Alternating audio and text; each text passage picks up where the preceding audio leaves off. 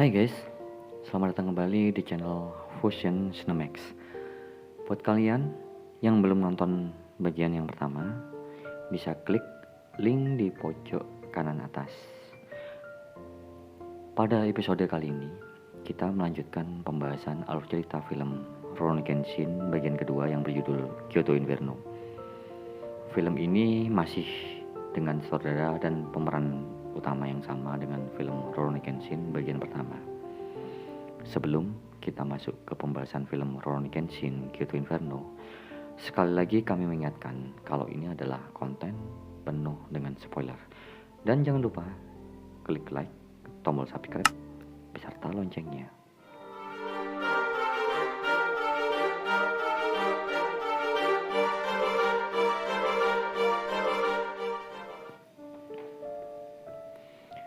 Di awal film memperlihatkan pasukan kepolisian yang dipimpin oleh Saito sedang melakukan penyergapan di daerah tambang yang terindikasi menjadi markas teroris yang dicarinya. Tiba-tiba terdengar letupan senjata. Saito pun mendapati pasukannya tewas satu persatu. Saito pun masuk semakin dalam menyelidiki tempat itu sehingga sampailah dia di persembunyian Shishio Makoto. Shishio Makoto adalah seorang penjahat dan pembunuh yang ingin menumbangkan pemerintahan era baru dengan mengembalikan kejayaan masa lalu era Keshogunan Tokugawa, di mana yang kuat akan bertahan dan yang lemah akan tertindas. Mengetahui bahwa di hadapannya adalah Saito yang dulunya kapten dari Shinsengumi, Shishio mengajak Saito untuk bergabung dengannya. Namun Saito menolak. Akhirnya Shishio menjatuhkan orang-orang yang dia tawan ke dalam bara api. Lalu Shishio memerintahkan anak buahnya untuk membunuh Saito, dan dia pun pergi meninggalkan tempat tersebut. Kemudian scene berpindah di Dojo Kaoru. Megumi datang membawa tamu yang mencari Kenshin. Tamu tersebut adalah utusan dari Menteri Dalam Negeri Jepang. Dia menyampaikan bahwa sang menteri ingin bertemu dengan Kenshin Himura. Tiba-tiba Sanosuke menyela obrolan mereka dan mengatakan kalau dirinya harus ikut pergi menemani Kenshin. Dan tak lama kemudian berangkatlah mereka bersama dengan utusan ke kantor Menteri Dalam Negeri. Setibanya di sana, mereka langsung menemui Menteri Dalam Negeri yang bernama Okubo. Karena sudah saling kenal, tanpa basa-basi lagi, Okubo menjelaskan tujuannya memanggil Kenshin adalah karena Shishio sedang merencanakan sesuatu di Kyoto. Okubo pun menjelaskan kalau Shishio dulunya adalah pembunuh bayaran sama seperti Kenshin yang diberi tugas oleh pemerintah Jepang untuk menumpas pasukan Keshogunan. Akan tetapi, Shishio sangatlah kejam. Dia juga bernafsu akan kekuasaan. Bahkan dia juga suka menindas orang lain dan tidak segan membunuh rekan demi tujuannya. Saat perang telah usai, pemerintah menyuruh pasukan Isen Seisei untuk membunuh Shishio karena dianggap berbahaya untuk pemerintahan Meiji. Shishio ditusuk berkali-kali, kemudian tubuhnya dibakar. Salju pun turun di malam hari, sehingga api yang membakar Shishio beserta jasad samurai yang lainnya pun padam. Ternyata Shishio belum mati. Dia masih mampu bergerak dan akhirnya bersembunyi di Kyoto hingga sekarang. Dengan dendam bara, dia pun merekrut banyak samurai untuk menggulingkan pemerintahan baru Meiji. Okubo meminta bantuan Kenshin untuk menghentikan Shishio karena hanya Kenshin yang bisa menghentikan Shishio. Lalu Okubo memberikan waktu seminggu untuk Kenshin memikirkan hal itu. Sekembalinya mereka berdua ke dojo, tampak Sanosuke, Kaoru, dan Megumi yang marah. Kenapa harus Kenshin yang harus membereskan masalah yang dibuat oleh pemerintah? Scene berikutnya terlihat kereta kuda yang ditumpangi oleh Okubo diam-diam diserang oleh Sojiro, dan Okubo pun tewas di tangan Sojiro. Ketika Kenshin hendak mendatangi Okubo, tengah jalan langkah Kenshin terhenti karena tewasnya Okubo yang dikelilingi oleh banyak orang. Sesampainya di kantor kubu, sang ajudan menunjukkan kekejaman Shishiu yang lain, yaitu beberapa jasad polisi yang dikirimkan di malam sebelumnya oleh Shishiu. Saito kemudian muncul dan meyakinkan Kenshin untuk menghentikan Shishiu. Kemudian Kenshin pun pulang dan memberitahu Kaoru bahwa dia akan membantu pemerintah. Kaoru sebenarnya keberatan, akan tapi Kenshin tetap pada pendiriannya. Lalu dia memeluk Kaoru sebelum pergi. Kemudian di dojo ketika Kaoru dan Megumi sedang mengangkat cucian, Sanosuke marah-marah karena ditinggal oleh Kenshin. Dia pun hendak pergi menyusul Kenshin. Di tengah jalan, dia bertemu dengan Aoshi yang menanyakan keberadaan Battosai. Karena masih emosi, Sanosuke tidak mau menjawab. Pertarungan pun terjadi. Sanosuke diajar oleh Oishi. Tapi beruntung tak lama kemudian Megumi pun muncul dan menghentikan pertarungan tersebut. Aoshi lalu pergi meninggalkan mereka setelah sebelumnya menanyakan keberadaan Battosai pada Megumi. Pada scene berikutnya, ketika malam hari, saat Kenshin sedang beristirahat di pinggir sungai, tiba-tiba ada seorang yang mencuri pedangnya. Dia adalah Misao. Akan tapi tak lama berselang, Kenshin berhasil mengejar dan mengambil pedangnya lagi. Dan lalu terjadi keributan kecil di antara keduanya. Di tengah-tengah keributan tersebut, ada seorang bocah yang berlumuran darah mengambil mereka dan meminta tolong untuk menyelamatkan kakaknya. Lalu mereka mengikuti bocah tersebut untuk menghampiri kakaknya yang sekarat. Lalu si kakak meminta tolong untuk datang ke desanya yang sedang dalam bahaya karena diserang oleh Shishiu dan anak buahnya. Setelah itu, dia mengembuskan nafas terakhirnya. Keesokan paginya, Kenshin dan Misao mengikuti anak kecil tersebut menuju desanya. Si bocah pun berteriak histeris ketika melihat desanya hancur dan melihat di sebuah pohon besar tergantung kedua mayat orang tuanya.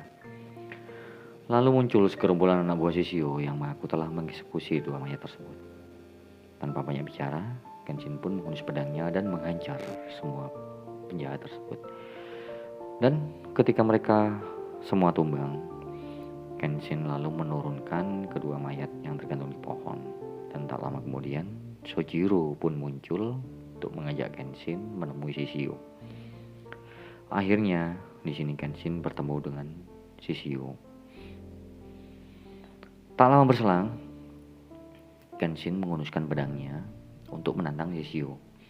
Akan tapi, Shishiu malah pergi setelah memberikan pedangnya kepada Sojiro dan memerintahkan Sojiro untuk melayani Kenshin. Pertarungan sengit antara Kenshin dan Sojiro berakhir dengan kekalahan Kenshin, bahkan sampai mematahkan pedang milik Kenshin.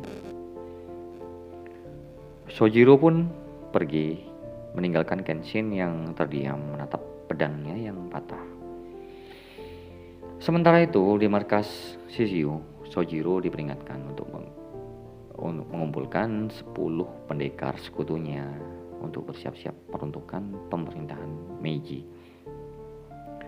Sedangkan di dojo, tampak Sanosuke sedang bersiap-siap untuk menyusul Kenshin. Dan di tempat lain, Kenshin yang sudah mencapai Kyoto bertemu dengan Misao dan diajaklah dia menginap di penginapan tempat dia bekerja. Di penginapan, Kenshin bertemu dengan sang pemilik penginapan yang bernama Okina, yang dulunya adalah seorang ninja intelijen yang mengabdi pada kesogunan. Dia menceritakan banyak hal, bahwa penginapan itu dulunya adalah markas ninja intelijen, dan Okina juga bercerita bahwa ada seorang ninja yang dulunya seorang kapten intelijen di masa pemerintahan kesogunan yang sedang mencarinya, karena anak buahnya banyak terbunuh ketika penggulingan kesogunan pada era baru Meiji.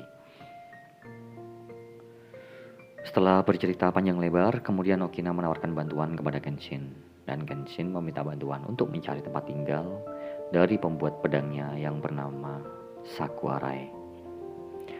Berpindah ke markas Shishiu, satu dari pendekar sekutunya sudah datang.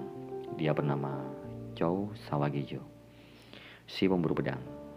darinya, Shishio mendapat informasi bahwa Kenshin sedang mencari si pembuat pedangnya. Dan keesokan harinya, tampak Kenshin sedang mendatangi sebuah rumah. Dan rumah itu adalah rumah Seiku Arai, putra dari Saku Arai. Kemudian Kenshin meminta tolong untuk membuatkan pedang untuknya. Akan tetapi Seiku menolaknya, karena sekarang dia hanya mau membuat pisau dan peralatan dapur. Kenshin pun akhirnya berpamitan dan pergi. Di tengah jalan, Kenshin melihat mainan kincir angin kecil. Lalu dia membelinya karena ingin memberikannya kepada anak Seiku. Dan pada saat Kenshin kembali ke rumah Seiku, di sana dia melihat Seiku dan istrinya yang sedang panik. Mereka minta tolong kepada Kenshin untuk menolong anaknya yang diculik oleh Chou. Kenshin pun menemui Chou di kuil, kemudian terjadilah pertarungan antara keduanya. Seiku yang sedang melihat Kenshin bertarung hanya dengan menggunakan sarung pedangnya, kemudian berlari ke suatu tempat untuk mengambil pedang terakhir milik ayahnya, yang sebenarnya adalah pedang asli Sagabato. Karena pembuat pedang zaman dulu sebenarnya akan membuat dua pedang. Yang asli akan dipersembahkan di kuil untuk dewa, sedangkan tiruannya akan diberikan kepada orang yang meminta untuk dibuatkan pedang. Setelah mendapatkan pedang tersebut, Seiku kembali ke tempat pertarungan dan memberikan pedang itu kepada Kenshin.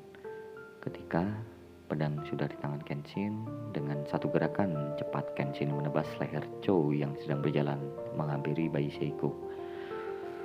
Kaoru yang sedari tadi menyaksikan pertarungan tersebut terdiam.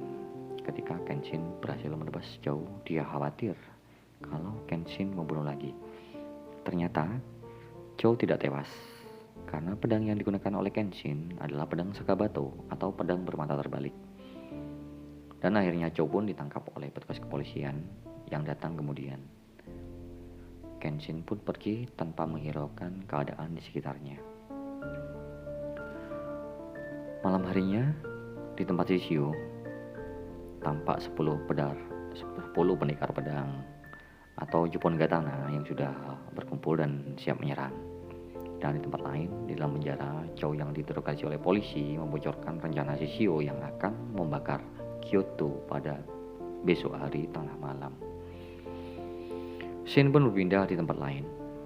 Saito memberitahu Kenshin tentang rencana Shishio. Kenshin pun kembali ke penginapan dan memberitahu Okina beserta para ninja intelijen tentang rencana Shishio. Para anggota polisi dan ninja intelijen pun bahu-membahu untuk membantu para warga mengungsi. Dan pada malam harinya, semua orang sudah bersiap-siap menghadapi pasukan Shishio. Tiba-tiba terlihat kembang api yang muncul di langit malam itu. Lalu muncul pasukan Shishio membawa obor yang sangat besar. Dan tak lama kemudian, polisi pun langsung menembaki pasukan Shishio. Kenshin dan Saito pun bergerak. Semua teman-teman Kenshin pun bertarung mempertahankan Kyoto. Di penginapan, Okina menyadari kehadiran seorang yang tidak asing baginya. Dia adalah Aoshi yang sedang mencari Batosai. Pertarungan pun tidak bisa dihindarkan karena mendengar kabar kedatangan Aoshi. Misao pun pergi ke penginapan. Sampainya di penginapan, Misao melihat Aoshi yang sedang menyerang Okina dengan brutal. Walhasil, Okina tergeletak lemah tak berdaya dengan luka yang cukup parah. Misao yang hanya bisa diam dan tak berdaya karena melihat Aoshi, gurunya, melukai Okina.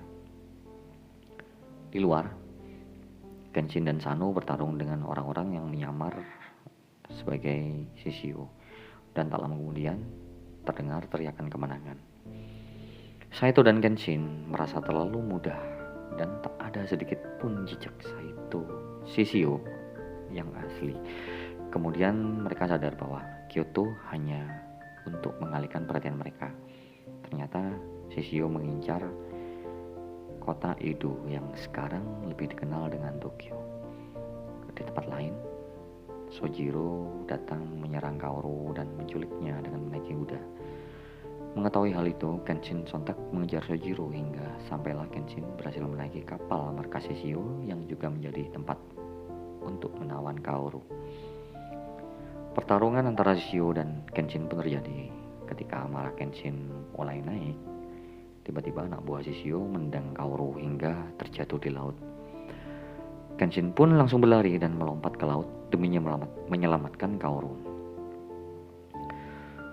Dan keesokan harinya, tampak Kenshin sedang tergeletak, tidak sadarkan diri di pinggir pantai dan diselamatkan oleh seorang laki-laki. Dan film pun selesai. Sekian ringkasan film Rurouni Kenshin bagian kedua. Bagi yang penasaran akan kelanjutan ceritanya, bisa langsung klik link di pojok kanan atas.